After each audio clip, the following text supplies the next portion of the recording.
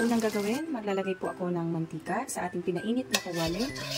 Ito yung ating belly na part ng babsi, around 3/4. So, kinat na natin at sinisod ko na po yan ng pepper, salt, and ginger powder.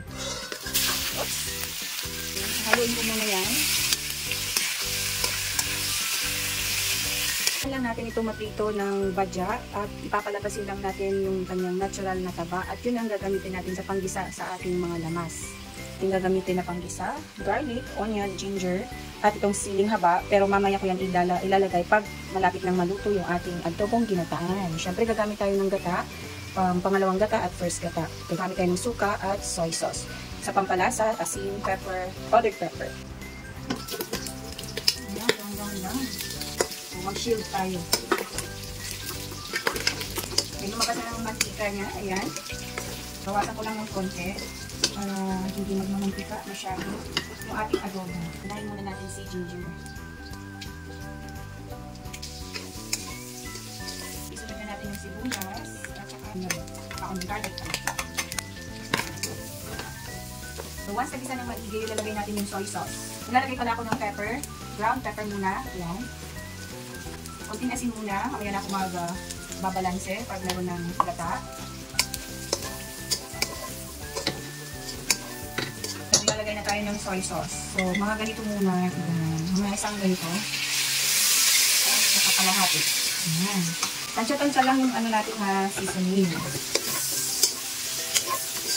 Igigisa ko ulit siya sa soy sauce para manuot yung lasa sa ating karne. So now, maglalagay ako ng second na gata, yung pangalawang gata. Ito na yung pali pampalambot natin. Yan lang. So yan, parang ang sarap na. Ito pa lang. So, papasimmer natin ito hanggang sa lumambot siya. Kung ilang minuto itong pinakuluan natin. So from here, maglalagay na tayo ng ating vinegar. Mga isang ano lang ganyan. So, hindi ko siya haluin. Hayaan mo lang siyang lumabas yung kanyang aroma.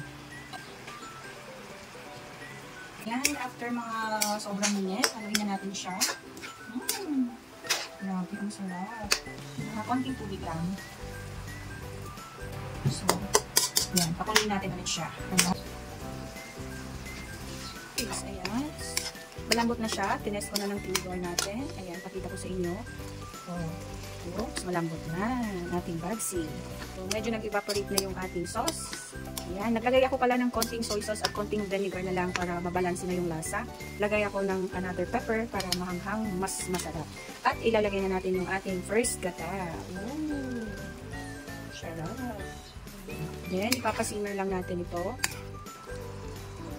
Yan, maglalagay po tayo ng konting sugar to balance the taste. Pwede rin kayo maglagay ng gulay. Wala kasi akong gulay. Pwede kayo maglagay ng talong, string beans. Yan, kung gusto niyo maglagay. Kung meron kayong mga gulay, ilagay nyo na.